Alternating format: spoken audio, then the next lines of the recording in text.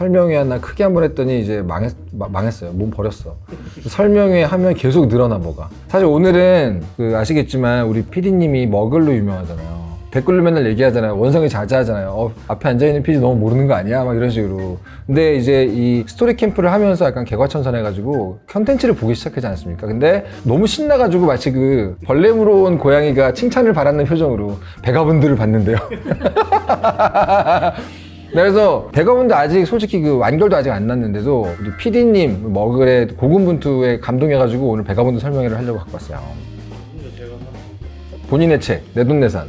솔직히 말하면 이 이노우에 다케이코 센세 선생님을 좋아하는 사람들은 설레는 표지죠, 이게 진짜로. 이게 작가님의 역사, 그림체의 변화, 뭐 이런 것들도 다 볼 수 있는 작품이고, 최근 버전으로 가면 펜 안 쓰시거든요, 펜. 다 붓만 써요. 약간 그림으로 그냥 한 획을 넣어서 가버렸다라는 걸 볼 수 있는 작품이긴 한데, 초반부는 아직 슬램덩크 때의 펜선, 세세한 펜선이 좀 보이지만, 일단 이 설명회의 도입부는 항상 호들갑 타임이죠. 이 고전의 반열에 이른 작품들의 특징은 시공간을 초월하잖아요. 그러니까 지금 솔직히 까라마조프 누구나 안 읽었어도 존재를 알죠. 죄와 벌, 데미안. 그거 진짜 옛날 건데 왜 지금도 보고 있냐. 이거 보통 우리가 고전이라 부른단 말이죠. 보통 이제 고전의 핵심은 여러 가지가 있지만 한 가지 공통점이 뭐냐면 세대를 넘어섰다. 그게 200년, 300년 가버렸어. 그럼 이제 이거는 의심할 나위 없이 고전이잖아요. 호메로스 고전이라고 하죠. 근데 그거 2000년 막 이러거든요. 아리스토텔레스의 시학 이런 거 2500년 전이란 말이죠. 그러니까 그쯤 되면 고전이 맞잖아요. 그래서 세대가 넘어가는데 계속 보고 있다. 만화 쪽에서는 고전이 많이 없었어요, 원래. 근데 슬램덩크가 이 더 퍼스트 슬램덩크라는 애니메이션 덕분에 지금 세대가 다시 슬램덩크를 보게 됐거든요. 난 그래서 이노우에 다케이코 센세 슬램덩크 고전 가나? 이대로면 내 자식, 내 손자들도 슬램덩크 볼 수 있지 않을까 이런 생각을 했단 말이죠. 그 정도로 슬램덩크는 어마어마한 작품이었죠.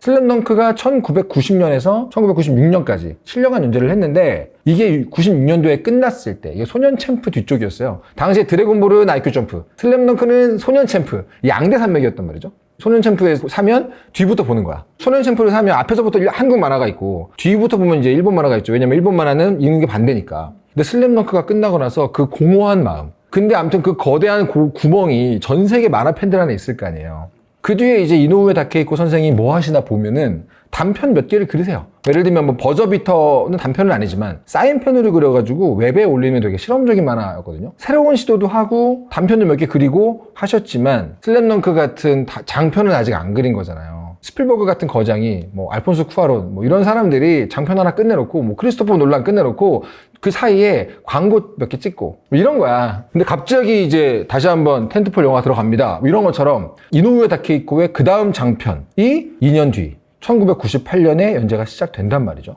근데 미야모토 무사시를 이노우에 다케이코가 그린다. 이 말이 어떤 의미냐면 누구나 아는 유명한 검사. 그러니까 일본 역사에서 제일 유명한 소드마스터의 얘기는 사실 무사시 그러면 일본의 수많은 작품이랑 게임에서 되게 많이 나올 정도로 우리로 치면 홍길동 일지매란 말이죠. 임꺽정 이런 거. 근데 그거를 지금 이노우에 다케이코가 그린다. 이러니까 워낙 사람들이 기대를 많이 했단 말이죠. 슬램덩크가 끝났는데 그리고 1화가 딱 올라와서 보자마자 이건 대작이다. 야, 대작이 활활 타는 냄새가 잔뜩 난다. 왜 그러냐면 보시면 슬램덩크만 봐도 1권의 그림하고 마지막 권의 그림이 차이가 많이 난다는 건 누구나 알아요. 작가가 그림이 너무나 성장했다는 걸 누구나 안단 말이죠. 1권 때는 작가 특유의 그림체가 있긴 하지만 그래도 약간 청춘 액션 학원물 같은 느낌이 있다면 마지막 권에서는 완성된 그림이라고 다들 생각했단 말이죠. 슬램덩크 마지막 산왕전 그림을 보면서 이게 거의 끝이지. 이건 만렙인데 게임 99렙 찍었는데 어떡해. 더 없지. 근데 1권을 딱 봤는데 99렙이 끝이 아니야? 더 올라갔어? 이런 느낌? 그러면서 이제 연출, 그림, 여러 가지 작화, 스타일 이런 모든 것들이 한 번 더 점프를 한 느낌? 그러니까 다들 너무 설레는 거지. 이 책이 받은 상들 혹은 기록들을 말씀을 드리면 출판계에 저도 이제 같이 껴있으니까 출판계에서 초판부스라는 것이 갖는 의미가 있어요. 보통 한국에서 만화책이 나오면 초판 부수 몇 권쯤인지 아세요? 제가 데뷔했던 15년 전에 만화책 같은 경우는 초판이 3000부입니다. 3000부가 뭐냐면 초판을 냈는데 시장이 받아줄 수 있을까? 재고가 안 남을까에 대한 아슬아슬한 선이라는 거예요. 그러니까 한국의 출판이 그만큼 작아진 건데 3000부를 찍어야 이거를 보관하고 배송하는 데 들어가는 비용이 많이 들지 않은 선에서 어떻게든 이건 다 팔아볼 수 있겠지 하는 거죠. 지금은 몇 권인지 아세요? 1000부예요. 전국의 출판 시장이 1000부는 받아주겠지. 여기서 유명해지면 이제 그때부터 뭘 하죠? 2쇄, 3쇄를 증쇄한다 그러죠. 일본에는 중쇄라고 하고. 그게 되게 좋은 소식인 거예요. 베가본드 현재 초판 몇 부일 것 같아요? 100만 부입니다. 이게 물론 일본은 한국하고 출판 시장의 규모가 다르긴 해요. 그래도 100만 부는 너무하잖아요. 그러니까 초판 100만 부를 기록하는 만화가 몇 개 있어요. 예를 들면 원피스. 원나블 하죠, 원나블. 원피스, 나루토, 블리치. 이게 이제 여러 가지 상징적인 의미가 있지만 초판부터 일단 100만 부를 때린다. 왜? 전 세계에서 사니까. 유럽에서 사고 미국에서 사고 다 하면은 100만 부는 무조건 나가지라고 생각을 하는 게 100만 부라는 의미예요. 이 베가본드는 현재까지 누계 판매 부수가 8,200만 부인데 슬램덩크가 1억 부 돌파할 때 신문 광고 낸 거 아시죠? 베가본드 현재 8,200만 부까지 따라왔어요. 물론 원피스는 더 팔렸죠. 근데 이제 원피스하고 비교하기가 좀 애매한 부분이 있어요. 이 작품은 그런 걸 추구하는 작품이 아닌데도 불구하고 이제 1억 부가 보인다는 거잖아요. 이 나온 출판사가 코단샤거든요. 코단샤의 초판부 100만 부 찍는 작품이 2개밖에 없었어요. 노다메 칸타빌레랑 베가본드인 거야. 근데 노다메 칸타빌레 완결했잖아요. 이제 혼자 원탑. 이 말이 안 되는 숫자거든요. 2002년도에 되게 큰 상을 받아요. 이 게임으로 치면 고티. 일본에서는 엄청 큰 권위의 상이 뭐냐면 데츠카 오사무 문화상이라는 게 있어요. 이게 이제 2002년도에 데츠카 오사무 문화상 6번째 대상을 타요. 6회째 대상을 타요. 참고로 그 상의 1회 대상은 도라에몽이었고 3회가 우라사 나오키 몬스터가 대상이었는데 이게 이제 6회 대상. 여기서 재밌는 게 저희 저번에 만화 월드컵 할 때 많은 사람들이 정말 사랑했던 우주 명작 베르세르크가 이때 요 아래에 있는 우수상을 탔어요. 베르세르크를 더 좋아하시는 분들은 이제 되게 배알 꼴릴 수 있지만 베가본드에 대한 어떤 인식은 그 정도다.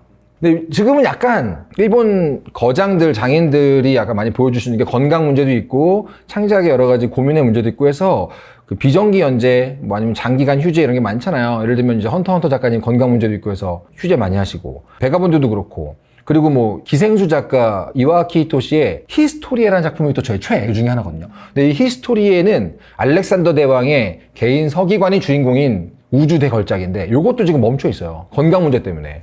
지금 이 베가본드도 연재가 중단되어 있는 상태이긴 하거든요. 그리고 약간 그 이노우에 다케이코 선생님께서 나는 만화가가 아니라 화가가 꿈이었고 지금 화가 될 거다 이렇게 얘기를 해가지고 독자들이 조금 마음이 상해 있어요.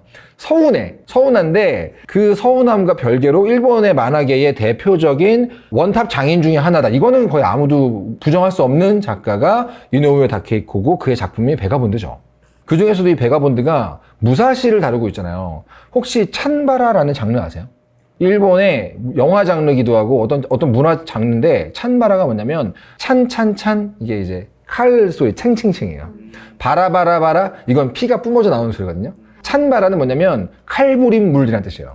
주로 이제 뭐 닌자, 사무라이 이런 사람들이 막 칼 액션 해가지고 막 어디 썰고 이런 장르 액션 장르를 뭐 예를 들면 미국에서는 웨스턴 무비라고 하죠. 카우보이 무비. 일본에서는 찬바라가 있어요. 누구는 일본에서 무협이 잘 안 팔리는 이유는 찬바라가 이미 있기 때문이다라고 말하는 사람도 있는데 요 얘기 나중에 하겠습니다. 아무튼 그 찬바라라는 것은 사실은 막 깊이 있는 장르로 취급되는 장르는 아니에요. 좀 더 액션 쾌감이라고 할까? 물론 그 장르 안에서도 거장들이 많이 있지만 기본적으로 장르를 바라보는 이 시선 자체는 되게 신나는 이야기지, 멋있는 이야기지 이런 얘기거든요. 근데 베가본드가 무사시의 검술 이야기를 다루고 있으면서도 이 인간의 내면의 굉장히 깊은 심리 그리고 철학적인 어떤 자아에 대한 성찰 이야기 이런 것들이 좀 많이 깔려 있다 보니까 베가본드를 좋아하는 사람들은 약간 독자로서 감상자로서 좀 부심을 갖게 되는 그런 만화예요. 자, 일단 이 미야모토 무사시 이야기니까 특히 여기 써 있습니다. 원작 요시카와 에이지의 미야모토 무사시 써 있어요. 이 원작 얘기를 좀 할 필요가 있어요. 일단 이 요시카와 에이지라는 소설가는 좀 돌아가신 분입니다. 1962년에 돌아가셨어요. 옛날에 돌아가셨죠. 그 당시에 62년이면은 시대상의 영향도 물론 있겠지만 사실상 거의 극우 성향의 군국주의 일본을 지지하는 작가로 알려져 있긴 하거든요. 그 당시 시기니까. 하지만 그 요시카와 에이지의 작품들은 어마어마한 영향력을 지닌 소설들이 많아요. 근데 이 요시카와 에이지의 원작 미야모토 무사시 소설도 소설이잖아요. 현재 누기에 1억 2천만 부인가? 스케일이 달라요. 이 작품 베가본드는 큰 흐름하고 도입부 연출 그리고 주요 장면들 요거는 원작을 좀 따라가지만 초반부를 지나가면 거의 이노우에 다케이코 오리지널이라고 봐도 될 만큼 각색을 넘어서서 재창조를 다 해버렸어요. 이 베가본드라는 작품은 크게 2가지 축으로 이루어져 있어요. 하나는 미야모토 무사시의 이야기, 또 하나가 사사키 코지로의 이야기입니다. 근데 이 사사키 코지로의 이야기는 원작하고 달라요. 거의 이노우에 다케이코의 창작의 영역이라고 할까? 그래서 이 작품이 독창적인 평을 받고 있는 거고, 이렇게 두 가지 축이에요. 무사시의 이야기와 코지로의 이야기. 결국은 이 두 검호의 이야기로 볼 수 있는데, 저는 개인적으로 이 얘기를 세 가지 축으로 봐요. 무사시, 코지로가 있으면 마타하치라는 인물이 있죠. 요거 보신 분들은 아실 겁니다. 나중에 설명을 드리겠지만 이 마타하치까지 해서 세 개의 축이라고 말하는 게 전 더 정확한 평이다라고 좀 개인적으로 생각을 하고 있는데, 이런 구성을 이노우에 선생님이 선택하신 이유하고 제목이 왜 베가본드냐를 엮어서 제가 이 뒤쪽에 코지로 편을 할 때 설명을 드리겠습니다. 왜 미야모토 무사시가 아니야? 제일 유명한 이름인데? 무사시 전 왜 아니야? 왜 베가본드야? 심지어 이거 영어잖아요. 근데 코지로 편을 쭉 설명을 할 때 이노우에 선생님 안에 있던 코지로와 무사시가 대변하는 어떤 인간상이 있거든요. 그것 때문에 이 제목으로 하신 게 아닌가 라는 개인적으로 추측을 하고 있는데, 그건 나중에 말씀드리겠습니다. 일단 미야모토 무사시라는 인물 자체에 대해 제가 잠깐 말씀을 드릴게요. 물론 전문가들이 따로 있겠지만 그냥 뿌띠 덕후 입장으로 설명을 드리면, 무슨 전설 속의 인물같이 아는 사람이 많은데 임진왜란 당시에 무사시 나이는 8살이었습니다. 그러니까 생각보다 그렇게 옛날 사람이 아니에요. 1584년에 태어나서 1645년에 죽었다고 기록은 되어 있는 그런 사람이거든요. 그러니까 역사적인 인물로 기록도 많이 남아있고 비교적 구체적인 인물이에요. 실제 기록에서 좀 의견이 엇갈리는 부분들이 많이 있긴 하거든요. 예를 들면 이제 무사시 팬들은, 완전 신격화하는 팬들은 이 기록을 막 얘기하는데, 실제 역사학자들은 그건 사실일 수가 없습니다, 여러분, 이러면서 좀 엇갈리는 의견들이 있는데, 그 역사 속의 기록에서 비어있는 부분이나 이런 것들을 픽션으로 채워 넣은 게 요시카와 에이지의 소설이고, 그걸 또다시 한 번 더 이노우에 다케이코의 눈으로 각색한 게 베가본드라는 거죠. 무사시의 제일 유명한 거는 이제 그가 썼다고 하는 병법서, 오륜서라는 책이 있거든요. 그 오륜서 안에 따르면 살아있을 때 생전에 실전 결투를 60회를 했다. 일본도 진검 들고 싸우는 대결에서 60번 싸워서 안 죽었다는 게 무슨 의미인지 아시겠죠? 그때는 안 죽었어도 팔 하나쯤 날아가도 이상하지 않은 시대잖아요. 손가락 몇 개 없는 건 일도 아닌 거야. 당연히 웬만하면 죽고요. 근데 60번을 싸워서 안 죽었다? 이건 이제 굉장한 얘기인데, 요 기록 자체가 약간 진위 논란이 있긴 합니다. 근데 이제 이 소설이나 이 베가본드 작품에서는 완전히 뒤로 가면은 거의 뭐 빈란드 사가 같은 만화도 그렇지만, 주인공의 이 내적 구도의 자세, 마음 공부를 수련하는 거의 구도자의 어떤 모습이 주를 이루기 때문에 좀 독특한데, 그 부분이 사실은 픽션이라 볼 수 있죠. 그런 것들은 이노우에 선생님이 바라보고 있는 무사시의 삶이기 때문에. 그러니까 예를 들면 이런 거예요. 삼국지하고 삼국지 연의 정도의 관계로 이해하시면 돼요. 실제 무사시와 관련된 기록이나 소설과 베가본드의 차이는 삼국지 연의, 이렇게 이해하시면 될 것 같아요. 그러니까 실존 인물이긴 하지만 이 베가본드에 대해 얘기를 할 때는 무사시도 코지로도 완전히 그냥 오리지널 인물, 창조된 인물이라고 생각을 하고 이야기에 몰입을 하셔도 그렇게 무방할 것 같아요. 제 작업실에 딱 들어가자마자 왼쪽에 만신전이라 할 수 있는 고액 피규어들만 모아놓은 곳이 있는데, 거기에서 진짜 구하기 어려운 베가본드의 무사시 스태츄가 있어요. 그만큼 저에게는 이제 각별한 작품이다. 일본에 대해서 저도 잘 모르지만 이제 대충 교양을 위해서 말씀드리면, 일본은 칸사이, 칸토 이게 아니거든요. 관서, 관동. 그래서 관서라 그러면은 일본 전체에서 이렇게 서쪽이에요. 더 가면 이제 오키나와가 있는 거고, 이제 관동은 쭉 가면은 저 끝에 이제 홋카이도가 있고, 이제 관서 지방에 오카야마현 북부 사쿠슈 요쪽에 미야모도촌이라는 곳이 있어요. 지금도 아마 있을 거예요. 아마 그 같은 곳인가 이름만 같나 모르겠는데, 그 미야모도라는 마을이 이 이야기의 시작인데, 거기에 다케조라는 소년과 마타하치라는 소년과 오츠라는 소녀, 이 세 명이 일단 있습니다. 요게 이제 이야기의 시작이에요. 여기서 우리 주인공은 다케조입니다. 다케조는 무사시예요. 같은 겁니다. 한자를 다르게 읽는 거예요. 일본은 그런 게 있잖아요. 같은 한자를 다르게 읽으면 다르게 발음이 나잖아요. 무사시가 곧 다케조입니다. 다케조는 무사시의 어린 시절. 근데 이 다케조가 어떤 애냐면, 어렸을 때부터 인자강이에요. 인자가 뭔지 아시죠? 그냥 인간 자체가 너무 강하다. 타고난 힘, 짐승 같은 감각. 그리고 이 아빠가 일단 되게 유명한 무사입니다. 전투력으로 치게 되면 이미 금수저예요. 인자강인 이 아이가 그런 금수저 피를 타고났으니까 얼마나 세겠어요. 이 만화에서는 그래서 13살에 유랑무사를 스스로 때려 죽여요.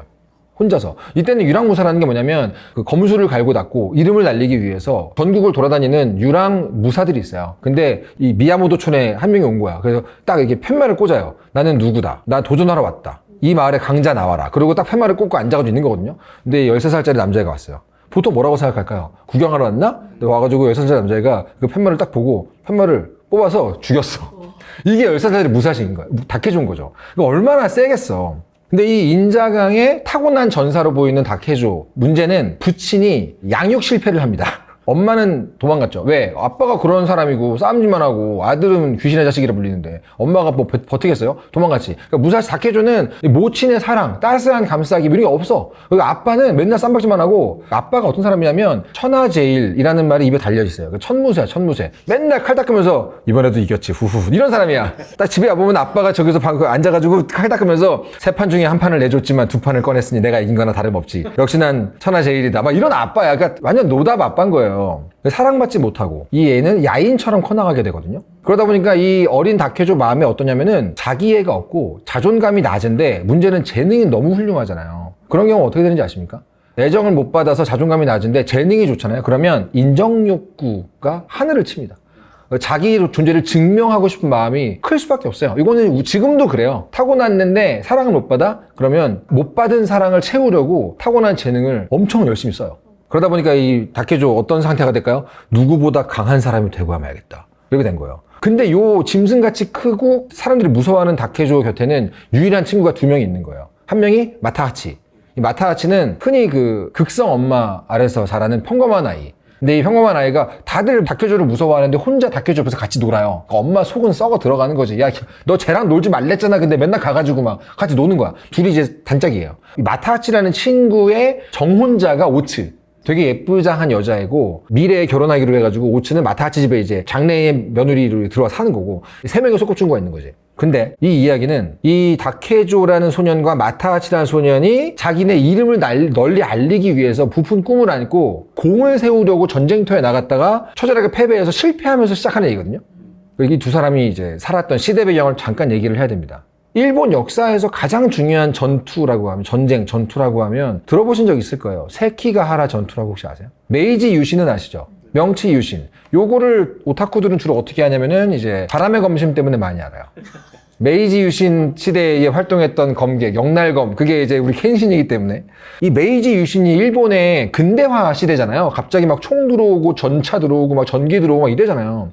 그럼 그 메이지 유신 직전은 어땠을까요? 그때가 막부 시대거든요. 자, 일단 임진왜란 마지막 즈음에 도요토미 히데요시가 죽습니다. 지금 한창 일본이 막 전쟁하고 있는데 제일 이 통이 죽어요. 그때 도요토미 히데요시의 가장 충신이었던 이시다 미츠나리라는 사람이 있어요. 이거 그냥 상식입니다, 상식. 이 사람이 서군, 서쪽. 도쿠가와 이에야스가 동쪽, 동군이에요. 이 둘이 싸우거든요. 도쿠가와 이에야스가 결국은 이긴 걸 우리는 알고 있죠. 그러니까 서군이 졌다는 걸 알고 있어요. 우리는 동군이 이겼어요. 이 도쿠가와가 이기면서 에도 막부 시대의 마지막 막부가 시작이 되는 거란 말이죠. 이때가 언제냐면 유럽 중세로 치면은 중세 시대, 봉건 시대, 왕정 시대 여기에서 이제 근대로 넘어가는 마지막 단계 같은 거예요. 야만성, 낭만, 로망 지림. 무슨 말인지 아시겠어요? 그러니까 영웅적인 출세가 가능했던 시기예요. 마지막 야만의 시대. 그리고 로망도 좀 있고. 사람 하나 죽어나가는 건 아무렇지도 않은 시대. 그게 뭐냐면은 원래 이 난세와 전쟁이 영웅을 부르잖아요. 왜 그러겠어요? 이미 안정기에 이르렀어 그러면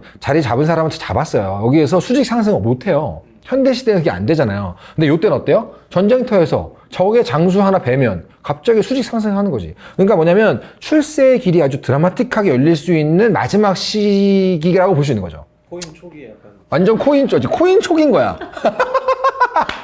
와, 미치겠다 진짜. 당연히 이 다케조 같은 소년은 어떻겠어요? 전쟁 나가야지. 종군을 할 수밖에 없는 시대라는 거예요. 그리고 다케조와 마타하치가 종군을 합니다. 어디로? 서군으로. 미래를 아는 입장에서 이제 스테이 하고 싶은 거야. 스테이. 가지마. 거기 아니야. 서군으로 가는 거예요. 이 작품의 첫 장면이 워낙 유명해가지고 이 요시카와 에이지 원작의 미야모토 무사시 만화에서 대부분 오프닝 장면이 비슷합니다. 이 비가 내리는 세키가하라 평원에 전멸한 서군들 다 누워있어. 그 전멸한 서군 시체 가운데 무사시 다케조가 누워있어. 나는 패배했다. 이러면서 누워있어. 이미 진 거야, 전투를. 그러면서 비가 막 내리고 있잖아요. 무사시가 이렇게 막 빗물을 받아 마시고 있고 저쪽에서 두두두두 막 말들이 와요. 누가 오겠어? 동군. 이긴 애들이 와가지고 이 시체 위로 팍 막 건너뜁니다. 그러니까 무사시가 누워있는 위로 동군의 말들이 막 건너뛰는 그 장면이 워낙 원작에서 유명하고 인상적이어가지고 다른 미야모토 무사시 만화에서도 오프닝은 똑같아요. 여기에서 이제 기적적으로 다케조하고 마타하치가 생존을 한 거예요. 둘이 이제 어깨동무하면서 에이씨 우리 망했어 이러면서 공 세우러 나왔는데 서군 말고 동군에 붙을 거 뭐 이런 상황이야 지금. 거기에서 이제 마을로 돌아가야 되잖아요. 근데 이 두 사람이 마을로 돌아가기 전에 어떤 두 모녀를 만나게 되면서 이 얘기가 시작이 돼요. 이 전쟁터에서 보통 이런 식으로 패배를 하고 나면은 파밍 해야죠, 파밍. 보통 이제 전리품 가져가잖아요. 근데 가끔 가다 보면은 전쟁터에 먹고 살기 힘든 시대니까 먹고 살기 힘든 가난한 사람들이 승리한 쪽에서 전리품을 가져가기 전에 가가지고 칼, 뭐 무장 이런 것들을 막 가져와서 몰래 팔아가지고 생계를 유지하는 사람들이 원래 있어요. 당연히. 근데 걸리면 죽겠죠. 위험한 거야. 근데 여기에서 이 전쟁터 시체 속에서 어떤 어린 여자애 하나가 딸랑딸랑 하는 방울을 차고 이 시체들의 어떤 이 칼이나 이런 것들을 가져가는 걸 본 거예요. 이게 아케미라는 소녀, 그리고 요코라는 엄마, 이 두 모녀가 이런 식으로 근근히 생계를 이어가고 있는 상태였는데 이들을 만나게 됩니다. 이 두 사람에게 이 다케주와 마타하치가 구조가 된 거예요. 구조가 돼가지고 잠시 여기 얹혀 살게 되는데 문제는 뭐냐면은 이런 시대에 되게 딱 봐도 예쁜 모녀거든요. 예쁜 모녀가 안전하게 살 수 있을까요? 겁나 위험하잖아. 근데 이 두 모녀가 안전한 이유는 이 인근에 있는 츠지카제라는 산적패가 얘네를 비호하고 있기 때문이거든요. 왜 그러냐면 그 츠지카제 패거리라는 산적패의 두목이 이 요코라는 엄마를 자기 부인으로 들이고 싶어 해가지고 야 쟤들은 건드리지 마 그러면서 슬쩍슬쩍 봐주고 있는 거야. 근데 이 요코는 지금 두 청년이 몸도 튼튼해 보이고 젊잖아. 흑심이 있고 약간 어떻게 해보려고 데리고 구해주고 먹여주고 재워주고 하고 있는 상황이에요. 근데 그걸 알고 있는 츠지카제 기분이 어떻겠어? 열받는 거지. 그래서 츠지카제 텐마라는 그 산적패의 두목이 이 요코와 아케미 집으로 옵니다. 가만히 숨어 있다가 내가 지금 다케조 뭐라 그랬지? 다케조 인자강. 완전 미친 전투력. 아무것도 안 배웠는데 그냥 그 자체로 사람 하나 죽이는 게 일도 아닌 애잖아요. 얘가 혼자서 그 츠지카제 산적패 두목을 나무떼기로 그냥 조져요. 그러니까 나머지 산적패가 열받아가지고 두목이 정말 이 꼬맹이에게 죽는 거 맞아? 이러면서 다 몰려오거든요. 이제 위험하잖아. 얘들은 아무리 그래도 인자강이라도 소년티를 갓 벗어난 청년 둘인데 여기는 산적패가 왔잖아. 그래가지고 어떡하지 하는 상황인데 다케조? 그런 거 없음. 혼자서 다 죽이고 있는데 문제는 이제 마타하치가 그냥 다케조 따라서 온 거야. 엄마가 말렸는데 친구 잘못 만난 거야, 얘는. 실제 전투력은 보통이거든요? 근데 얘가 그냥 다케조가 하는 거 보고 자기도 그냥 용기를 내서 따라 했던 건데 이쯤 되면은 다케조도 이제 쪼는 거죠. 그래가지고 저 집 안에서 지금 다케조가 혼자서 요코 아케미 괜찮냐? 마타하치 어딨냐? 그러면서 혼자서 다 죽이고 있는데 마타하치는 요코와 눈이 맞아서 도망갑니다. 저 안에서 지금 다케조는 다 혼자서 이제 일대백 하고 있는데 다 죽이고 나왔어. 왜? 얘는 인자강이니까. 말이 안 되거든요. 훈련받은 무사람은 모르겠지만 일단 산적패들은 다케조에게는 단백질 원인 거예요. 흠빌과 단백질 원인 거지. 다케조가 다 죽이고 나왔는데 마타하치, 요코, 아케미 없어. 다케조는 심플한 사람이에요. 도망갔구나. 다행이다. 나 이제 뭐 하지? 천하제일이 돼야지. 새끼가 패했으니까 이제 혼자 한 명의 무사로서 천하제일이 돼야겠다. 그러면서 이제 유랑을 떠나기로 합니다. 근데 얘도 기본적으로 뭐냐면은 고향이 있잖아요. 마타하치라는 그 친구의 가족이 지금 있잖아요. 미야모토촌에. 그러니까 마타하치가 지금 자기 두고 도망갔잖아. 적어도 살아있다고 마타하치 엄마한테 말은 해줘야 되잖아요. 이렇게 말이라도 해주려고 미야모토촌으로 일단 갑니다. 유랑을 떠나기 전에 마지막으로 일단 들러요. 근데 이제 미야모토촌 입장에서 봅시다. 웬 짐승 같은 되먹지 못한 모든 학부형이 기피하는 아이. 야 쟤랑 놀지마 다케조가 멀쩡한 마타하치 꼬셔가지고 전쟁 나갔다가 혼자 돌아왔어. 이 마타하치의 모치는 기본적으로 다케조가 얼마나 밉겠어요. 근데 와가지고 되도 않는 말 하고 있어. 당신의 아들은 딴 여자랑 눈이 맞아서 도망갔습니다. 그러면 어떻게 생각해요? 마음속 깊은 데서는 안 죽었다는 말에 감사한 거야. 하지만 또 한편으로는 네가 이 모든 일의 원흉이지. 이런 상황인 거야. 거기다가 지금 다케조는 관군에게 쫓기고 있습니다. 이 다케조가 그나마 있던 고향이라고 생각하고 왔는데 한쪽은 자기를 쫓으려고 그래. 한쪽은 자기를 잡으려고 그래. 막 도망 다니고 있죠. 그런데 이 상황에서 누굴 만나면 다들 다케조를 잡으려고 창 찌르고 막 이러니까 혼자 쫓겨 다니다가 점점 인간의 마음을 잃어가요. 애초에 자존감이 낮았다 그랬잖아요. 근데 지금 모두가 나를 죽이려고 그래. 자기 말 안 믿어줘. 그 다케조가 점점 더 인간의 마음을 잃어가면서 살인귀가 되어갑니다. 자기를 미워하는 마을 사람들, 자기를 무서워했던 마을 사람들, 나를 미워해? 미워할 이유를 주지. 그러면서 미야모토촌 사람들을 만나는 족족 죽이고 다니면서 도망 다니는 거예요, 막. 그러면서 이제 이 다케조는 난 과연 왜 태어난 걸까? 모두가 나를 미워할 거면 난 왜 태어난 거야? 자기 삶은 아무 가치가 없구나. 자포자기의 심정으로 살인귀가 되어가는 거예요. 그 와중에 이 작품 내내 우리 다케조의 정신적 지주이자 스승이 되어주는 스님이 하나 나옵니다. 타쿠왕이라는 스님이 나와요. 다쿠왕 아니고 타쿠왕. 타쿠왕이라는 스님이랑 아까 얘기했죠. 마타하치 여자친구 오츠. 이 타쿠왕이라는 스님하고 오츠에 의해서 한번 이렇게 거듭나게 되거든요. 이 부분이 이제 앞부분에 좀 감동적인 부분인데 자기 자신을 너무 미워하는 다케조가 자해를 하기에 이르러요. 결국 붙잡혀가지고 거기서 이제 타쿠왕 스님이 반복적으로 유사 죽음을 체험시켜주면서 한 가지 메시지를 다케조 마음속에 심어놓는데 성공을 하죠. 너는 그러려고 태어난 게 아니야. 너가 태어난 데는 이유가 있어. 그러면서 거의 약간 전국시대 오은영 박사 수준이에요, 진짜. 그래서 그 귀신 같던 다케조가 눈물을 뚝뚝 흘리면서 나 살아도 되는 거야, 타쿠왕? 이러면서 우는 장면이 나와요. 해가 착 떠오르면서. 그래서 이제 머리를 잘라주면서 너는 이제 다케조가 아니다. 다케조는 여기서 죽었다. 너는 이제 무사시다. 그래서 이제 1차로 무사시란 이름을 받으면서 각성을 하게 되는 게 이제 이 베가본드 도입부의 시작입니다. 유랑을 시작하는 미야모토 무사시의 탄생은 자기를 미워서 모두를 죽였던 살인귀 다케조가 강해지지 않은 일념으로 검호로 거듭나는 1번 각성이 여기에요. 요렇게 거듭난 무사시, 강해지고 싶으면 어디로 가죠? 다운타운. 당시 다운타운? 교토. 당시의 최고 다운타운, 교토예요. 제일 핫한데. 아주 세련된 무사들의 도시라고 해서 옷도 그렇고 머리도 그렇고 되게 약간 멋부리는 세련된 무사들은 다 교토에 있다 그런 느낌이 좀 있어요. 웃기죠? 당시 교토는 그래서 약간 성수동 같은 느낌이다. 성수거리 같은 느낌이라 그러나? 근데 무사시는 완전 촌뜨기. 봉두남발을 하고 있고 되게 더러운 옷에 목검을 차고 이렇게 간단 말이에요. 어떤 느낌이냐면 성수 제일 힙한 거리 있죠. 거기에 이제 약간 개량 한복에 보침 들고 들어간 그런 비주얼이라고 해야 되나? 이제 다운타운에 와서 제일 먼저 뭐부터 할까요? 여기 통이 누구지? 이거 아니에요. 걔를 꺾어야지 아니면 걔한테 인정을 받아야지 이름을 날리니까. 현재 교토가 왜 유명하냐면 요시오카라는 어마어마한 가문 때문에 유명합니다. 이 요시오카라는 가문이자 이 도장은 요시오카 세이주로라는 당대 최고의 천재가 당주예요. 모두가 입을 모아서 진정한 천재지. 실제로 요시오카 세이주로는 기록도 많이 남아있어요. 근데 이 만화에서는 어떤 애로 나오냐면은 되게 예쁘게 곱상하게 생긴 애가 맨날 클럽 죽돌이, 맨날 유흥가 가가지고 술 먹고 게이샤와 놀고 이것만 하는 애예요. 근데 그런 모습인데 당연히 그러니까 요시오카 세이주로는 지금 요시오카 도장이 없습니다. 근데 혼자 그 촌놈이 들어가는 거야. 그러니까 사람들은 뭐라고 생각하겠어요? 쟤 저러다 죽는데? 저기 겁나 센 곳인데? 근데 들어가서 다 자기를 우습게 보고 있는 요시오카 도장의 애들한테 무사시가 통해요. 문제는 통해. 왜? 인자 관계잖아. 한 명이 나와서 막 이러면서 막 무시하는 말을 해요. 그럼 이제 저기다가 공격해도 되나? 그리고 뽕 쳐가지고 막 쓰러지고 뽕 쳐가지고 쓰러지고 막 이런 식으로 하는 거야. 이 요시오카 가문의 형제가 있어요. 요시오카 세이주로가 당주이자 형이고 천재고 그 동생은 요시오카 덴시치로라는 애가 있어요. 이 형제인데 형은 재능, 동생은 노력 이렇게 딱 있거든요. 근데 이 요시오카 형은 클럽 죽돌이라 그러잖아요. 동생 덴시치로는 우직한 사람이야. 매일 연습만 하고 고목 같은 사람. 얼굴은 되게 못생겼는데 만화 보면은 너는 검술이 좀 훌륭해야겠다. 검 되게 잘생겨 생겼어요. 근데 그 덴시치로는 지금 진중한 편인데 지금 형이 없잖아요. 동생은 우리 형 내가 정말 존경하는 형이지만 존경도 하고 사랑도 해요. 근데 어떡하지? 맨날 유흥가 가가지고 술만 먹고 천재긴 한데 이 도장의 미래 어떡하냐 이런 애예요. 그 와중에 이 촌뜨기 하나가 와가지고 다 깨고 있으니까 덴시치로가 이제 나서야 되잖아.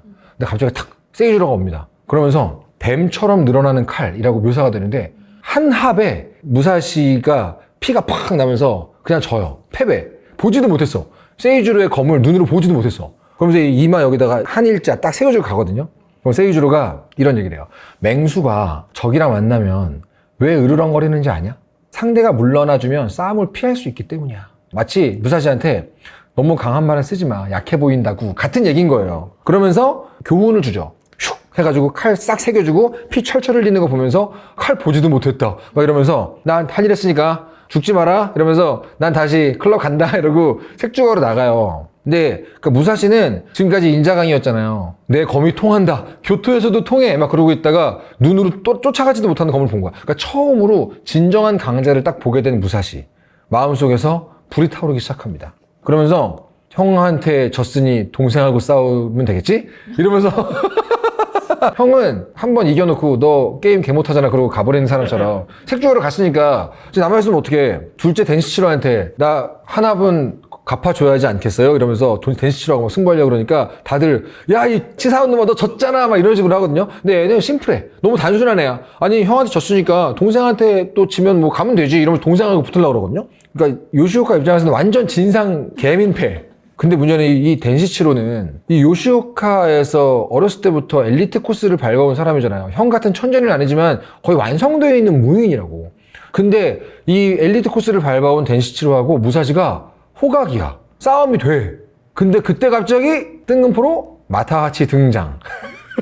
아까 얘기했던 마타하치. 도망갔던 마타하치. 자, 이 시각 마타하치. 친구도 배신하고 다른 여자랑 눈이 맞아서 어디로 갔을까요? 고향으로 안 가고 교토에 갔습니다. 왜? 교토가 다운타운이니까. 그래서 지금 교토에서 눈 맞았던 요코라는 그 여인에게 얹혀 살고 있어요. 근데 그런 마타하치가 어느 날 마을에 사람들이 막 웅성웅성해가지고 봐보니까 야, 어떤 몽둥한 말을 낳은 촌뜨기가 요시오카 도장에 도전하러 간대. 뭔데? 쟤 죽지 않을까? 보는데 다케조 아니야? 이렇게 된 거예요. 반가우면서도 찔리지. 왜? 지가 한 짓이 있잖아. 다케조 놔두고 도망갔잖아. 막 고민을 하다가 그러면서 혼자 요시오카 도장을 쫓아가요. 몰래 뒤에서. 그러니까 무사시가 요시오카에 들어가는 걸 보면서 저 멀리서 보고 있어요. 어떡하지? 진짜 죽으면 안 되는데. 그 앞에서 망설이다가 막 안에서 막 우당탕 쿵탕 하면서 들리고 막 이러니까 잘 싸우고 있는 건가? 그러다가 이제 얘가 진짜 개노답인 게 망설이다가 몰래 숨어 들어가가지고 술을 발견해요. 그래서 술을 먹고 앉아있어. 역시 잘 나가는 집 술은 맛있구나. 이거 부잣집 술, 야, 발렌타인 30년이야. 이러면서 거기서 깐 거야, 그냥. 그리고 막 취해가지고 뭐라 그러는지 아세요? 먹어서 혼내주자 작전. 나도 요시오카에 술 축내고 있다, 이거야. 막 그러면서. 먹어서 혼내주자. 나 무사시 돕고 있다잉. 이런 느낌으로 완전 술 창고를 막 동내고 있는 거죠. 그러다가 만취하면 어떻게 되죠? 개가 되잖아요. 실수로 불을 냅니다.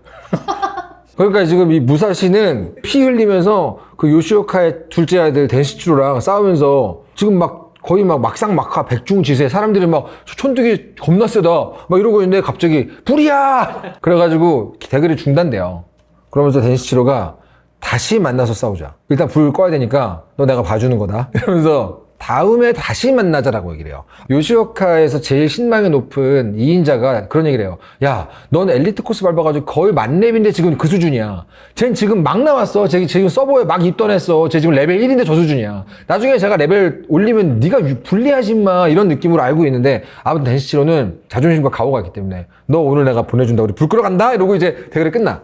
그러니까 무사시 입장에서는 세상에 진짜 강자가 많구나. 다운타운 온 다르네. 이러면서 이 첫 대면에서 무사시도 느끼는 바가 많고 열심히 수련을 해야 되겠구나. 이 덴시치로도 세상엔 강자가 많구나. 저런 촌뜨기 자식도 이렇게 강하다니. 그러면서 더 강해져야 될 이유를 느껴가지고 덴시치로도 무사수행을 떠납니다. 천하제일이 되기 위해 유랑을 시작한 미야모토 무사시 현재 전적은 일단 요시오카 세이주로한테는 한 방 맞고 일단은 못 갚았어 아직. 그리고 동생하고 호각으로 싸웠죠. 그러니까 첫 대결이 약간 무사시 입장에서는 껄쩍지근하죠. 뭐 시원하게 이긴 게 아니잖아요. 그러면서 소문을 듣는 거야. 보통 이럴 때는 소문 중심으로 갑니다. 사람들한테 야, 어디가 다음으로 핫플레이스야? 이제 얘기하는 거예요. 지금 요시오카 세이주로가 최대 천재라고 알려져 있지 않냐? 하지만 세이주로와 같이 언급되는 최고의 천재가 하나 더 있다. 그 이름이 바로 인슌이라고 한다. 보장원이라는 절이 있어요. 거기에 최고의 고수가 있다. 뭐 소림사 같은 건가? 그러지 간단 말이죠. 근데 이제 갑자기 이쯤에서 제자가 생겨요. 무사시가. 무사시도 아직 쪼렙이잖아요. 그러니까 한 레벨 2쯤 됐는데 갑자기 누가 버스 태워주세요 이러고 오는 거야. 그게 누구냐면 조타로라는 꼬마이거든요. 꼬마애. 딱 보면은 무사시 어렸을 때 그 다케조랑 외모도 그렇고 성격도 비슷해요. 그러니까 무사시가 좀 귀찮아 죽겠는데 자기 어렸을 때를 떠올리게 하니까 그냥 데리고 다녀요. 이렇게 약간 그 주인공의 분신 같은 존재를 작품에 집어넣는 시도를 작가들이 많이 해요. 저 같은 경우도 닥터 프로스트 옆에 파블로프라는 개를 붙여줬잖아요. 그래서 막 주인공이 상처 입으면 파블로프가 슬퍼하고 파블로프가 성장하고 막 이런 거 보여주거든요. 일단 보장원으로 가죠. 보장원은 절입니다. 근데 무예를 되게 좋아하는 절이에요. 심지어 살생에 대한 부분도 불필요한 살생은 하지 마라 정도긴 하는데 한국의 불교랑 느낌이 다른 게 대결하다 죽는 거는 뭐 그럴 수 있지 같은 느낌? 그건 인정이지. 그러니까 대결하다 죽는 인정이지 뭐 그런 느낌이에요. 이 보장원이라는 절의 원래의 대빵은 호조인 이네이라는 사람이었어요. 이네이라는 사람이 창술이랑 봉술의 거의 절정의 대가거든요. 리빙 레전드, 살아있는 전설 뭐 이런 평가인데 지금 현재는 은퇴했어요. 이네이는 은퇴했고 그 이네이 뒤를 이어서 보장원의 짱을 맡고 있는 게 지금 인슌이다. 그 인슌이 그 요시오카 세이주로라는 천재랑 같이 나란히 둘 다 앞서거니 뒤서거니 하는 희대의 천재 둘이다. 이런 말을 듣고 이제 인슌하고는 붙어봐야지 이러면서 가고 있는 거예요. 길을 막 가고 있는데 저쪽에서 이제 밭을 갈고 있는 노인을 하나 만나요. 근데 그 노인이 딱 봐도 뭐가 있어 보이는 노인이야. 왜 무협에서 노인을 조심해라 그런 말 있잖아요. 그 노인이 무사시한테 너의 살기가 만나는 사람 모두를 네 적으로 만든다. 이러면서 막 있어 보이는 말을 해요. 이 사람이 나중에 알고 보면 예전 CEO 이네이였던 거예요. 이거 보면서 그 느꼈어요. 아, 나 옛날에 펜총 목걸이 걸고 다녔을 때 기억났어요. 그러니까 나의 열정, 나의 동기 이런 게 막 겉으로 새어 나와가지고 사람들이 다 알아볼 정도가 되면은 그건 너무 하수다라는 느낌을 이때 내가 알게 됐어요. 아, 내가 진짜 하수였을 때는 명함에다가 만화가 막 빵빵 박아가지고 막 주고 다니고 그랬잖아요. 무사시도 그런 거야. 지망생 같은 거야. 막 펜총 목걸이 같은 거 걸고 다니는 거지. 그러니까 이내가 한마디 일침을 놔요. 너 그거 하수다 이런 식으로. 근데 지금 그 무사시는 이 사람이 누군지 모르니까 뭐래 이러면서 이제 간단 말이죠. 쭉 길을 가서 보좌관에 도착을 하는데 드디어 이제 또 하나의 진정한 천재 인슌을 만나는데 여기서 약간 인슌이 이상한 놈이란 연출이 나와요. 그러니까 되게 이상해요. 어떻게 이상하냐면 은은하게 돌아있어요. 천재들은 원래 그런 건가 싶은데 지금 이 보좌관에 누가 와 있냐면 아까 그 천재 세이주로 아시죠? 그 세이주로를 보필하는 세이주로의 제자가 한 명 있는데 기온 토지라고 얘도 칼 엄청 잘 쓰는 애거든요. 자기도 천재라고 생각하는 애야. 자기보다 천재는 세이주로 선생님 하나밖에 없는 거야. 이런 애가 지금 보좌관에 와 있어요. 대결하러. 근데 그 기온 토지가 보좌관의 스님이 이렇게 봉을 딱 내지르는 거를 피하면서 칼로 양팔을 한 방에 잘라버리거든요. 그럼 지금 그 스님은 양팔이 없잖아. 막 피를 흘리면서 이러고 있는데 이 인슌이라는 애는 우와 이러면서 와가지고 쭈그리고 앉아서 어떻게 진 거야? 이러고 있어. 딱 보면은 얘 사이코패스다. 무슨 말인지 아시겠죠? 그러니까 누가 봐도 얘는 인간적으로 어딘가 지금 망가져 있다는 느낌으로 연출이 되거든요. 이 인슌이. 여기서 이제 이 인슌하고 무사시가 드디어 제대로 붙습니다. 인슌에게는 딱 한 가지 아쉬움이 있었어요. 자기 천재인데 지금까지 진짜 죽음, 진정한 죽음을 걸고 대결을 해본 적이 없는 거예요. 목숨 걸고 싸워본 적이 아직 없어가지고 그게 좀 아쉬웠어요. 얘는. 너무 천재여가지고 목숨이 위험하다고 느낀 적이 한 번도 없는 거야. 근데 무사시는 어때요? 인자강이잖아. 진짜 활활 타오르는 살아있는 짐승 같은 놈이기 때문에 인슌 입장에서도 야 얘는 남들과 다른데? 자칫하면 내가 죽을 수도 있겠는데 라는 느낌이 오니까 거기서 인슌이 각성해버려요. 천재가 집중해서 각성해버리니까 무사시가 어떻게 해도 안 되는 거야. 무사시가 이 스물스물 올라오는 죽음의 공포에 결국 잡아먹혀버립니다. 결국 이 장면 연출이 끝내줍니다. 어떤 공포에 잡아먹히는 사람의 심리를 기가 막히게 연출하는데 무사시가 결국은 어떻게 되냐면은 자기 상대인 인슌은 자기 덕분에 각성해서 다음 레벨로 가버리고 결국은 나중에 무사시가 인슌 얼굴에다가 모래를 뿌리면서 엉금엉금 기어가지고 도망가요. 주인공이잖아. 와 여기 연출이 진짜 막 도망가면서 막 뒤 보면서 막 쫓아오는 거 아니야? 이러면서 막 거기서 이제 조타로 제자 충격받죠. 저는 도망치는 법이나 배우려고 온 게 아닙니다. 그러면서 꾸벅 인사하고 가버리고 막. 그러면서 이제 완전히 엉망이 돼가지고 패배를 하잖아요. 제가 여기 보면서 이 인슌 에피소드 보면서 제가 처음에 데뷔작 그렸을 때 너무 떠올랐어요. 내가 데뷔작 그렸을 때 제 주변에 천재가 진짜 많았어요. 소위 누가 봐도 천재다 싶은 작가들이 같은 작업실에도 있었고 주변에 엄청 많았거든요. 저는 5살 때부터 만화가를 꿈꾼 사람이잖아요. 10대 내내 만화를 그렸던 거잖아. 중간에 잠깐 쉬긴 했지만. 그러니까 내 안에는 그래도 나 좀 강할지도가 괄호치고 있단 말이죠. 근데 데뷔작을 딱 발표를 하고 보는데 내 만화가 너무 형편없는 거야. 옆에 보면은 이게 만화지 내 거는 이게 무슨 만화야. 이런 게 이제 데뷔작 때 느낄 만한 감상이거든요. 근데 여기서 모래 뿌리고 기어서 도망가는 이 무사시를 보고 있는데 너무 나랑 비슷한 느낌? 그때가 막 떠오르는 거예요. 그러니까 이게 그 데뷔작, 데뷔곡, 첫 무대 뭐가 됐든 다듬어지지 않은 상태에서 자기 자신의 진정성만 가득 담아가지고 있는 그대로 이렇게 밀어붙일 때의 느낌이 있단 말이죠.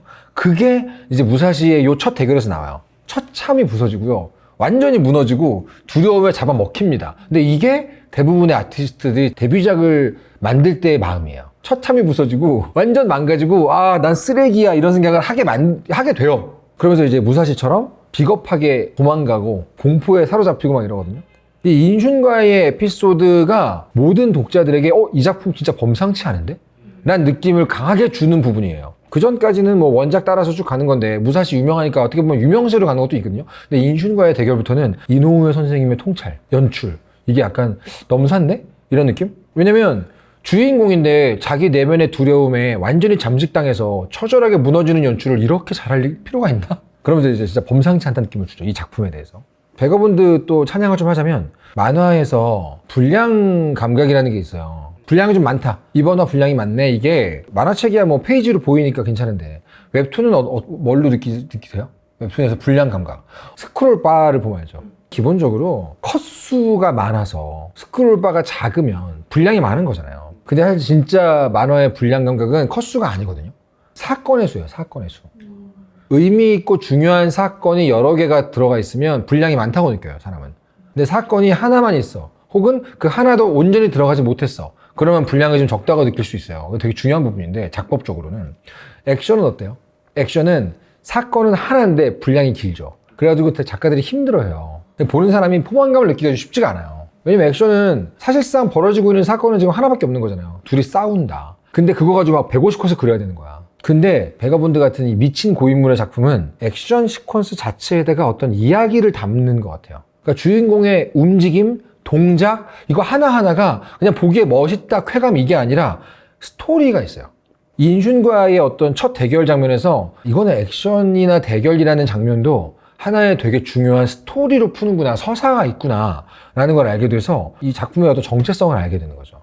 보통 왜 한국에서 사람들이 많이 비꼬는 게 한국 드라마는, 메디컬 드라마는 병원에서 연애하는 얘기고 이런 얘기 알죠? 범죄물은 범인 잡다가 연애하는 얘기고 연애물로 빠진다는 얘기 많이 하잖아요. 이게 무슨 말이냐면 소재하고 주제는 다르거든요. 소재가 뭐가 됐든 다른 얘기를 할 수 있어요. 그래서 검술에 대한 얘기를 소재로 잡았어도 주제는 다를 수 있어요. 우정을 다룰 수도 있고 성장을 다룰 수도 있고. 그래서 이제 사실상 소재하고 주제가 같아지기 좀 어렵거든요. 근데 이 베거본드는 소재가 검호의 검술 얘기잖아요. 내 주제가 검이란 무엇인가, 검을 통해서 삶을 담고 있다고 해야 되나? 소재하고 주제가 좀 일치하는 작품 중에 하나예요. 되게 드뭅니다 그거. 자, 이제 도망갔죠. 무사시 도망갔습니다. 도망간 무사시를 누군가가 거두어서 치료해 줍니다. 누굴까요? 인슌의 스승 이네이. 인슌의 스승 이네이가 자기 제자랑 싸워가지고 패배하고 도망친 무사시를 데려다가 약 발라주고 붕대 다 감아가지고 치료를 해주고 있어요. 왜일까? 이 이네이는 자기 후계자라고 할 수 있는 그 인슌이 아까 얘기했죠. 어딘가 망가진 인간이라는 걸 알고 있어요. 자기 제자가 너무 천재여가지고 한 번도 호각의 적을 만나본 적이 없어요. 그래서 죽음에 대한 감각을 느껴본 적이 없다는 걸 알고 있어요. 그리고 그게 문제라고 생각을 해요. 이네이는 지금. 사실 이건 뒤쪽에 나오지만 이 인슌이 아주 어렸을 때 어떤 처참한 경험을 하나 하게 되거든요. 아주 끔찍한 경험을 하게 되는데 그때의 그 트라우마로 인해서 인간적인 어떤 부분을 마비시켜 놔 있는 거예요.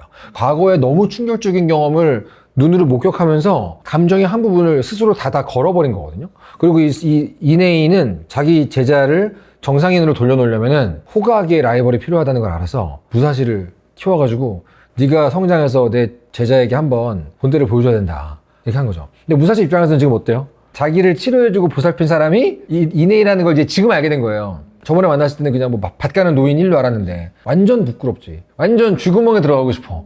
자기는 인슌한테 우르르 가가지고 완전 뚝 까맞고 나 강한 줄 알았는데 강해지고 싶었던 것 뿐인가? 이러면서 완전 쪽팔려가지고 막 얼굴이 홍당무가 된단 말이죠. 그러니까 이게 뭐냐면 되고 싶은 나하고 실제 나를 착각하는 게 보통 우리잖아요. 그 두 개를 제대로 인식을 하는 걸 우리가 보통 메타인지라 그러죠. 그러니까 지금 이 무사시 최초의 메타인지. 나 사실 피렘인가? 아까 전에 첫 번째 각성 때는 닥광스님 있었죠. 단무지 스님. 이번에 2차 각성, 이네이 옆에서 무사시는 다시 한번 각성을 이제 하게 됩니다. 여기서 이제 우리가 흔히 그 천재들에 대해서 막 동경을 하고 있지만 인슌을 통해서 천재들도 대부분 되게 큰 문제가 있다는 걸 알게 되거든요. 저 같은 둔재들은 인슌 보고 되게 희망을 얻어요. 천재는 그들만의 더 큰 결핍, 더 큰 문제, 어떤 결격 사유, 어떤 구멍이 있구나. 그런 거가 나중에 결국 드러날 수밖에 없다는 걸 좀 보게 되는데, 이네가 이거는 공포를 아는 자, 그것만이 진짜 강자다 얘기를 하는데, 인슌? 걔는 공포를 몰라. 근데 무사시 너 겁나 무서워가지고 도망쳤다며. 너 이제 공포 잘 알겠네. 자, 이제 강자가 되면 된다. 이러면서 이제 데려가는 거예요. 그러면서 이제 이네이가, 와, 여기 진짜 멋집니다. 무사시를 어떤 식으로 수련을 시키냐면은, 너 산에서 살다 왔다며 자신이 원래 살고 있던 곳에서 찾아라. 그러면서 산에다 던져놓고 그냥 와요. 그러니까 뭐냐면, 나를 지금까지 쭉 읽어왔던 환경에서 뭔가를 찾아라 라는 얘기를 하는 거예요. 진짜 걸작인 게 내가 지금까지 쭉 뭔가를 나 스스로를 구성해왔던 무언가 안에서 뭔가를 찾아야지 완전 생판 없는 데서 뭘 가져올 수 없다는 얘기를 하는 거예요. 그래서 이네이가 산에다가 딱 갖다 놓고 그냥 산에서 틈틈이 이네이의 창수를 구경하고 막 물 맞고 이러면서 이제 점점 각성을 하는 거죠. 그러면서 이제 무사시가 난 지금까지 상대방을 제대로 관찰한 적이 없다. 지금까지 내가 봤던 건 나의 아집, 나의 욕심, 강해지고 싶다라는 나의 어떤 에고, 비대한 자아밖에 없었다. 그러면서 딱 생각하는 게 우리 아빠랑 똑같네. 난 천하제일이야. 그러면서 칼 닦고 있는 자기 아빠랑 비슷하다는 걸 깨닫게 되거든요. 그러면서 이제 드디어 완전히 자유로워진 무사시와 무사시 덕분에 레벨업한 인슌이 다시 만나게 됩니다. 딱 둘이 마주해서 이제 2차전 근데 한밤중에 인슌을 다시 만난 무사시한테 옆에 있는 이내이가 한마디를 탁 묻는데 그 부분이 진짜 기가 막힙니다. 나는 중이라서 물어봐야 되겠는데 무사시 네가 죽으면 유해는 어떻게 할까? 딱 그걸 듣는 순간 갑자기 다시 무사시가 죽음이 공포가 싹 오는 걸 느끼거든요. 지금 자유로워지고 왔는데 성장해서 왔는데 갑자기 그 말 한마디에 두근 하는 거예요. 그때 갑자기 저 앞에 인슌이 있잖아요. 나와 인슌 사이에 뭔가 희끄무레한 게 있어가지고 뭐지? 딱 봤더니 거미줄 쫙 내려가지고 거미가 말에 떠 있는 거예요. 나하고 인슌 사이에. 그러면서 거미를 딱 보고 거미줄을 따라서 쭉 올라가니까 그 위에는 광대한 밤하늘 쫙. 저 밤하늘 위에서 내려다보면 천재 인슌과 나는 둘 다 한낱 점이겠지. 그러면서 딱 얘기합니다. 유해는 그냥 이곳에 두시라. 딱 그러면서 이제 모든 걸 내려놓고 받아들이고 죽음의 공포 내려놓고 살기로 갈무리 되는 순간 갑자기 무사시가 거대해져요. 그러면서 인슌 입장에서 생각해요. 내가 알던 사내가 아닌데 왜 갑자기 거대해졌지? 왜 갑자기 커 보이지? 진짜 이 부분 연출이 끝내줍니다. 제가 거장들 인터뷰를 보게 되면은 막 거장들이 전공생들이나 막 그 초짜들, 신인 작가나 지망생들한테 해주는 말들이 되게 많은 게 기술이 늘어봤자 쓸모가 없다. 기술이 아무리 늘어도 자기 안에 있는 어떤 그 아집이나 고집만 보는 경우가 있다. 예를 들면 이런 거 있잖아요. 상대를 이겨야 된다. 뭐 나의 존재를 과시하고 싶고 누구한테 인정받고 싶고 이런 마음만 가득하면 만화 아무리 잘 그리고 연주 아무리 잘해도 독자가 안 보인다. 그런 얘기를 하거든요. 근데 여기서 이 무사시가 드디어 독자를 본 거야. 내가 세져서 천하제일 돼야지 이런 마음을 싹 버리니까 처음으로 인슌이라는 상대가 딱 보인 거죠. 결국 여기서 당연히 무사시가 이기겠죠. 근데 재밌는 게 뭐냐면 여기서 무사시가 다시 태어나가지고 이기잖아요. 그 덕에 인슌도 다시 태어납니다. 아까 얘기했던 그 인슌이 어린 시절에 어떤 끔찍한 경험을 했다 그랬잖아요. 무사시하고 싸우면서 무사시한테 맞아가지고 진짜로 살짝 죽거든요, 인슌이. 그러니까 임사체험을 하거든요. 그러니까 주마등이 돌아가. 어렸을 때 그 끔찍하게 자기 눈앞에서 무력하게 엄마 아빠가 죽임당하는 걸 봤을 때의 풍경을 다시 보면서 그 어려서 무력했던 어린 인슌을 지금의 인슌이 안아주는 장면이 나오는데 괜찮아 네 탓 아니야. 이제 구디런팅인데 이제 칼로 대신하는 거지. 그래가지고 인슌이 갑자기 인간적으로 그 트라우마가 싹 해결되면서 인슌도 제대로 된 인간으로 돌아와요. 그러면서 이제 무사시한테 다 끝나고 웃으면서 다음번에는 우리 죽고 죽이는 일 없이 다시 보자 이렇게 얘기를 하면서 되게 멋지게 딱 헤어지거든요. 그러면서 이제 무사시가 최초로 성장 플러스 1스택 천재를 상대로 한 승리 탁 쌓는 거죠. 여기까지가 이제 무사시가 급격하게 성장하는 초반 단계의 되게 중요한 에피소드입니다. 인슌 에피소드가 베가분드의 어떤 대작으로서의 면모를 처음 제대로 보여주는 에피소드라고 보시면 돼요. 자, 요시오카는 도장이었어요. 보장원은 절이죠. 그 다음 스테이지는 어딜까요? 성입니다. 하나의 성체를 상대로 싸우는 얘기. 요때쯤 되면 이제 그 아까 전에 얘기했던 그 제자 있죠? 제자 조타로. 걔도 은근슬쩍 돌아와 있어요. 뭐라 그러냐면은 생각해보니까 사부가 나한테 강해져라라고 하지 않고 강해지자고 했던 것 같아서요. 이러면서 귀엽죠? 자, 이제 어디를 가냐? 야규 세키슈사이라는 발음 테스트 할 때 좋은 이름이죠? 세키슈사이라는 살아있는 전설 명인이 있습니다. 그 사람이 가주로 군림하고 있는 야규라는 성이 있어요. 왜냐면 이때는 전쟁이 많았죠. 근데 야규성은요, 전쟁의 흔적에서 벗어나 있는 거대한 숲과 나무와 성을 그대로 유지하고 있는 곳이에요. 왜일까? 보통은 이렇게 유지를 못해요. 전쟁통에 어느 쪽에 줄을 서냐에 따라서 부서지는 경우가 많거든요. 야규성은 그 수많은 전란 속에서도 유지하고 있던 게 모든 패자가 야규성을 존중했어요. 저기는 건드리지 말아라는 느낌? 그러니까 깍두기야. 전쟁이 벌어져도 야규는 깍두기 건드리지 마. 그만큼 야규가의 검술과 문화와 풍습을 모두가 인정하고 존중하는 거지. 명가. 그런 성의 전설적인 당주 야규 노인은 아직 죽지 않았고요. 심지어 요시오카 세이주로하고 인슌은 그 야규의 아래 세대예요. 그러니까 요시오카 세이주로의 전 당주, 인슌의 전 당주 이네이, 이 사람하고 같은 학렬이 지금 야규성에 있는 거예요. 나 아직 안 죽었다. 이 상태인데 이 야규는 약간 완성된 체계의 느낌이에요. 근데 야규는 아직 회장님이 살아있는 거야. 창립주가 살아있는 느낌? 자, 보세요. 이런 상황이면은 전국에 강해지고 싶은 사람들은 당연히 야규성에 옵니다. 왜? 야규님 한번 보고 싶은 거야. 스타트업 차리면 제일 만나고 싶은 사람 누구예요? 젠슨 황 보고 싶거든. CES 내가 갔는데 젠슨 황 키노트에 와글와글 해요. 막 다 스타트업 CEO들이에요. 그러니까 뭐예요? 일론 머스크, 젠슨 황 한번 어떻게 볼 수 없나? 그러면서 전부 다 야규성 앞에 와 있는데 문제가 뭐냐면 이 시기가 얼마 전에 세키가하라 전투가 있었죠. 그러니까 아직도 성과 성, 경쟁, 암투 이런 게 있단 말이에요. 그러다 보니까 외부인을 들이는 거에 약간 조심스러운 게 있어요. 첩자일 수도 있잖아. 자객일 수도 있잖아. 거기다가 또 문제는 지금 야규 선생님이 지금 노환이 오셨어요. 리빙 레전드니까 나이가 많으셔요. 여전히 한 칼 하시지만 나이가 많아. 거장의 기세는 있지만 그러다 보니까 이 제자들이 찾아온다고 누구든 들여가지고 야규 선생님 앞에 데려가는 게 아닙니다. 그 시기 야규성을 찾아온 사람 중에 하나 요시오카 덴시치로가 있습니다. 아시죠? 검 잘쓰게 생긴 친구 요시오카 세이지로의 동생. 그 친구는 이제 요시오카니까 어때요? 명가잖아. 그러니까 젠수당 보러 왔는데 삼성가의 후계자인 거야. 근데도 안 들여보내줘. 그만큼 야구는 짱. 근데 그 같은 시각 한편에는 아주 꾀조지한 옷차림의 무사시도 야규를 뵈러 왔습니다. 되겠냐고 이게. 니 뭔데? 이렇게 되는 거지. 그때 이 덴시치로가 막 때를 쓰거든요. 야규 선생님 한번 보게 해주십시오. 제발 한번 만나가지고 한번 좀 가르침을 주십시오. 막 이러는데 나이도 들고 몸도 병환도 있고 하니까 야규가 이제 안 나오잖아요. 그때 야규가 쓱 하고 한박꽃을 탁 칼로 잘라요. 그러면서 그 칼로 자기가 직접 자른 한박꽃을 대신 주라 그래요. 덴시치로한테. 참고로 지금 무사시 소꿉친구 기억나세요? 여자애? 오츠? 아주 아름답게 큰 오츠는 지금 야규성에 있습니다. 야규의 손녀처럼 지내고 있어요. 그 이야기는 생략합니다. 아무튼 지금 야규성의 그 리빙 레전드 할아버지는 오츠를 너무나 예뻐해요. 내 손녀같이 막 잘 보살펴주고 있어요.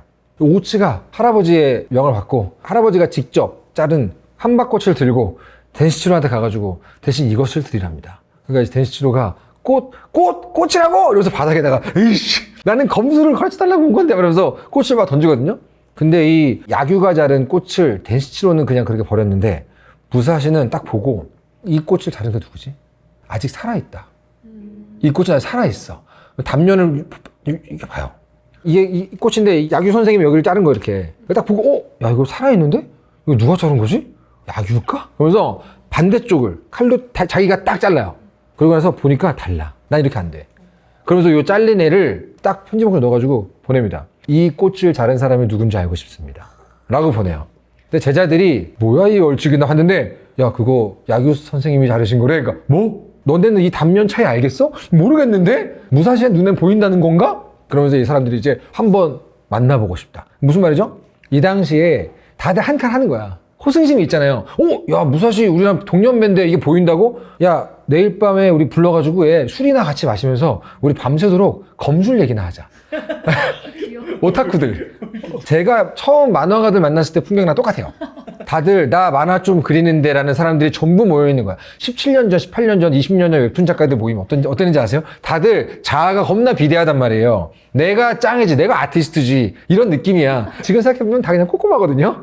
이 야규성의 제자들, 제일 유능한 제자들, 이 사람들은 야규의 제자잖아요. 자존심이 엄청나다고. 근데 이 자른 거 자기들 눈에 안 보이는데 무사시는 보인대잖아. 그래가지고 불러가지고 둘러 앉아서 도란도란 술 먹으면서 검은 어떻고 검술은 어떻고 또 그런 거 있잖아. 아 지금 일장은 누구다. 야 누구랑 붙으면 누가 이길까. 막 그런 얘기를 하는데 막 신나가지고 무사시도 얘기하다 보니까 신난 거야. 자기는 지금 야규 만나가지고 천하제일에 대해서 한 수 가르침을 받으려고 온 건데 얘기하다 보니까 그만 신이 나버렸네. 현타가 와요 갑자기. 막 이러면서 현타가 와가지고 잠깐만 나 이러려고 온 게 아니잖아. 그러면서 이제 뒤늦게 살살 긁기 시작합니다. 이 사람들하고 한번 붙으려고 살살 긁기 시작하는데 다들 이제 에휴 또 갑자기 호승심 나오네. 야 역시 아직 젊네 젊어 뭐 이런 식으로 안 받아주려고 그래요. 근데 그 중에 한 명이 열받아가지고 부들부들 해가지고 결국 터지거든요. 결국 사달이 터져서 야규의 제자들하고 무사시 혼자 대결을 하게 돼요. 야규의 제자들은 오해를 해요. 무사시가 우리 선생님, 야규 선생님을 죽이러 온 자객일 수도 있다. 근데 무사시는 그건 아니지만 이 강자 여러 명이 나랑 싸워준다니까 일단 좋아. 그래가지고 혼자서 여러 명을 상대로 그 야규의 굉장한 사람들을 상대로 싸우는 장면이 기가 막힙니다. 거기서 유명한 말이 나오죠. 한 손으로는 살을 자를 수는 있어도 뼈를 자를 수는 없어. 근데 무사시는 거기서 어떻게 하다 한 손으로 딱 자르니까 유명한 말이 나오죠. 이놈은 한 손으로도 뼈를 자른다. 그게 이제 무사시에 대한 그 야규의 제자들의 평이에요. 결국은 여기서 숨어 들어가지고 어찌어찌 야규를 만나거든요. 야규는 지금 감기 걸려서 누워있어요 이렇게. 근데 거기서 무사시가 이 천하제일 내가 지금 죽이면 내가 천하제일인데 지금 내 눈앞에 무력하게 누워있는 이 노인이 정말 천하제일인가? 이러면서 죽이려고 할까? 죽일까? 말까? 이렇게 얘기를 하는데 야규가 딱 누워있는 그 이불 안에서 뭐가 이렇게 꿈틀거려가지고 딱 보니까 효자손을 이렇게 긁고 있어, 야규가. 그러면서 야규가 아주 투명한 눈으로 탁 무사시를 보는데 결국은 이 야규가 이 효자손 하나 가지고도 무사시를 두려움에 떨게 만드는 아우라가 있다는 거지. 이때 약간 처음으로 진짜 천하제일이 이런 사람이구나라는 걸 무사시가 느끼게 되는데 어떤 걸 알게 되냐면 갑자기 과거를 회상하는 장면이 나와요. 무사시의 과거 속에 제일 두려웠던 사람은 누구죠? 아빠죠. 그 아버지는 항상 뒤돌아서 앉아가지고 칼 닦으면서 내가 천하제일이야 하는 사람이잖아요. 근데 이 아빠가 맨날 무사시한테 너 이놈 새끼 눈 왜 그렇게 떠? 그러면서 막 때리는 사람이거든요. 그때는 무서웠는데 지금 야규를 보고 과거의 아빠를 떠올려 보니까 한 가지 깨달음이 오는 거야. 내 아빠는 두려움에 쌓여 있었구나. 나는 부친을 두려워했는데 그 부친도 지금 보니까 굉장히 모든 것들을 두려워하고 있었구나. 자기 아들이 인자강인 걸 알고 있었구나. 그 아들이 점점 성장해 가면서 자기의 자리를 위협할 것이 무서웠구나. 아들마저도 두려워서 자기 세계에 갇힌 사람이 내 아버지였구나라는 걸 깨닫게 돼요. 그러니까 내가 되게 무서워했던 누군가도 무언가를 두려워하고 있었다라는 그 느낌. 그러면서 이제 거기서 무릎을 털썩 꿇으면서 천하제일이란 무엇입니까? 물어본단 말이에요. 야규가 껄껄껄. 천하제일? 그건 그냥 말장난이야. 그런 거 없어. 너는 그 천하제일이란 말에 갇히면 안 돼. 오히려 그걸 버려야 네가 무한해진다. 딱 그 말을 들으면서 지금까지 이 무사시 마음속에는 천하제일만 맨날 외치는 그 아버지가 또아리를 틀고 있었어요. 뭐만 하면 아버지 어땠지? 뭐만 하면 아버지가 떠올랐는데 요 시점 이후로 무사시가 어떤 상황이 딱 처하면 자기 내면에 늘 또아리를 틀고 있던 아버지가 사라지고 인슌의 스승이자 자기의 스승이었던 이내이, 봉술의 이내이하고 요 야규 하라범 이 두 명이 자기 내면에 자리를 하게 돼요. 그때부터 뭐 이해가 안 되는 거, 두려운 거, 내가 뭐 위험에 처하면 이 두 사람이 나한테 얘기해 주는 것처럼 연출이 돼요. 자기 인생의 스승 둘을 만난 거야, 이제. 저 같은 경우도 이제 되게 어렸을 때는 만화 그릴 때마다 내가 더 잘 그리는데. 뭐 이런 생각 많이 했거든요. 옆반에 누구 잘 그린데 그러면 내가 잘 그리는데. 만화로 이기고 싶은 마음이 되게 많았는데 제가 나이가 들고 이제 작가가 되는 이 과정에서 누구를 이기겠다. 뭐 누구보다 조회수가 많이 나와야 돼. 뭐 이런 마음보다 나를 만화가로 만들어준 거장의 작품 있죠. 이런 게 약간 제 안에 좀 자리를 잡게 되거든요. 그러니까 정확히 똑같은 과정인 거야. 예전에는 다른 작가 작품, 조회수, 순위, 막 이런 거 보였는데, 이제는 내가 하고 싶은 얘기는 어떤 거지? 그러면서 마음속에 슬램덩크, 베가본드, 몬스터, 이런 작품이 이렇게 들어가 앉아 있는 거죠. 요게 똑같은 과정이라고 할 수 있죠. 이쯤에서 제가 아주 좋아하는 시퀀스가 하나 나옵니다. 갑자기 시간이 훌쩍 흘러가지고 이미 무사시가 일대에서 정말 유명한 굉장한 고수가 되었다는 느낌으로 연출이 돼요. 이미 시간이 좀 흘렀어. 어떤 식이냐면은 막 유랑하면서 내가 강자다, 내가 세다라고 말하는 사람들 하나 둘씩 무사시가 다 뚜까 패버리는 연출이 나오거든요. 검을 딱 뽑아서 검을 바닥에 꽂고 검집을 들어요. 그럼 상대가 완전 긁히잖아. 이 자식이 그럼 바로 그 다음 컷은 다 누워있어. 그리고 다시 검을 빼서 검집에 넣고 가. 이게 지금 무사시의 상태. 그럼 무사시가 가면서 속으로 아 진짜 강자 어딨지? 다 허울 뿐이네. 이러면서 막 걷고 있다가 바닥에 나무 판때기에 못이 하나가 박혀 있는데 그 못이 하늘을 향해 있는데 그걸 모르고 발로 밟아버려요 이렇게. 그러면서 발이 이렇게 못에 뚫린 거야. 으악 아프면서 막 골마가지고 발이 막 퉁퉁 붓거든요. 그러는데 자기 앞에 거대한 절벽이 솟아있는 거예요. 근데 그 절벽을 딱 보니까 그 돌 절벽이 야규 얼굴로 보이는 것 같기도 하고 이내이로 보이는 것 같기도 하고 빡이 쳐가지고 그 고름 막 떨어지는 발로 막 기어 올라가는 거야. 막 기어 올라가. 그러면서 막 암벽 등반을 하면서 나는 그냥 정상에 보고 싶을 뿐이야. 순수한 마음 그거밖에 없어. 그러면서 팍 올라가서 드디어 그 암벽 등반을 맨몸으로 막 발 부었는데 딱 해가지고 꼭대기에 서가지고 아 이러고 야, 꼭대기다. 그리고 딱 성취감으로 고개를 들었는데 안개랑 구름이 싹 거치면서 자기보다 훨씬 더 큰 자기가 점으로 보이는 다른 산맥 봉우리가 여기저기 있다는 걸 딱 보게 돼요. 그 연출이 기가 막히죠. 그러면서 아까 얘기했던 그거 아 구름 위에서 내려다보면 난 점이구나 진짜. 참고로 제가 스토리 캠프 만들기 전에 원래 7년 동안 유지했던 채널 아세요? 네, 웹툰 스쿨이라는 채널이 있어요. 그건 이제 웹툰 작가 지망생들하고 작품 뭐 질문 답변하고 뭐 그런 채널인데 거기서 제가 늘 하는 말이 뭐냐면 약간 그 웹툰 스쿨 채널의 좌우명과 교훈 같은 거거든요. 이것이 지금의 나다. 만화를 그려가지고 맨날 못 그렸다고 울면서 와요. 그러면 따라하세요. 이것이 지금의 나다. 그럼 따라하고 가거든요. 근데 그 말을 처음 만든 게 여기예요. 딱 올라가서 다른 더 높은 봉우리를 보면서 무사시가 빵 터지거든요. 어이없어가지고. 야, 내가 이 산을 정복한 줄 알았는데, 야, 완전 나는 꼬꼬마로 보이는 절벽들이 쫙 있는 거야. 그러면서 이제 딱 무사시가 이런 얘기를 해요. 막 웃으면서. 지금의 나는 이 정도다. 그래서 내려가거든요. 제가 거기서 이제 이것이 지금의 나다를 깨달은 거죠. 그리고 약간 고독하게 자기 길을 걸어서 뭔가 성취를 해보고 뭔가 자기를 증명해내는 과정을 한번 겪어본 사람이 백업원들을 보잖아요. 전부 자기 얘기 같아. 한 사이클 돈 사람들 있죠. 데뷔 준비했다가 결국 작가가 됐어. 자기의 첫 책을 냈어. 자기 채널이 10만이 됐어. 이런 사람들의 백업원들을 보잖아요. 그러면 그 모든 에피소드가 자기의 예전에 어떤 일을 비유처럼 보여주는 것 같다고 해야 될까요? 그런 분들은 정말 강추합니다. 또 다른 강자를 찾아서 떠나는 무사시. 무사시 편 영상의 마지막 상대는 바로 사슬랏의 달인이라고 불리는 시시도 바이켄이라는 인물입니다. 이 에피소드가 이제 무사시에게 또 굉장한 깨달음을 주는 에피소드죠. 이름하여 죽고 죽이는 나선에서 너는 내려가라. 바이 시시도 바이켄 에피소드. 사람들 얘기가 시시도 바이켄이라고 이때 겁나 세대. 근데 그 사람은 칼을 안 쓴대. 뭐냐면 사슬랏. 이 쇠사슬 한쪽 끝에는 무게추가 있고 한쪽 끝에는 낫으로 죽이거나 무게추로 죽이거나 이게 있다는 거예요. 근데 무사시 또 이제 대결 애호가잖아. 못 들어본 무기다. 오예 이거 뛰어가는 거야. 이 시시도 바이켄이라고 불리고 있는 사람의 정체는 바로 츠지카제 고헤이라는 사람이었습니다. 여기서 잠깐 츠지카제 고헤이 잠깐 들어본 거 같잖아요. 츠지카제 누구냐면 이 다케쇼 편 초반부에 그때 그 요코를 아내로 맡고 싶어 했던 산적패가 있다 그랬죠. 그 산적패가 츠지카제 패였죠. 그 츠지카제 패의 두목이 츠지카제 덴마입니다. 그 츠지카제 패 두목 덴마의 동생이 바로 츠지카제 고헤이예요. 초반에 다케조였을 때 그 츠지카제 혼자서 다 뚜까 팼잖아요. 그 형도 죽였잖아.